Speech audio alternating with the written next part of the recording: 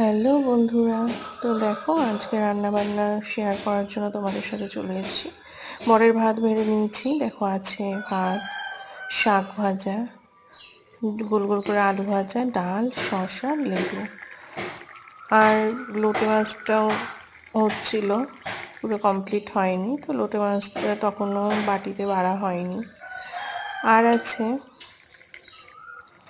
এই আমের দিনের আম, একেবারে গাছ পাকা লাল টুকটুকে আম, হিমসাগর আম। খেতে খুবই মিষ্টি, যেহেতু গাছ পাকা বলে ভীষণই মিষ্টি। আরও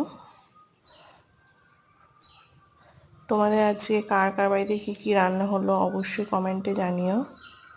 আর ভিডিওটা ভালো লাগলে একটা লাইক, কমেন্ট আর শেয়ার করে দিও, আর চ্যানেলটা সাবস্ক্রাইব করে দিও। টাটা, প্রত্যেকে ভালো থেকো, সুস্থ থেকো। আর আজকে তো 19শে জ্যৈষ্ঠ, বাবা লোকনাথের তিরোধান দিবস।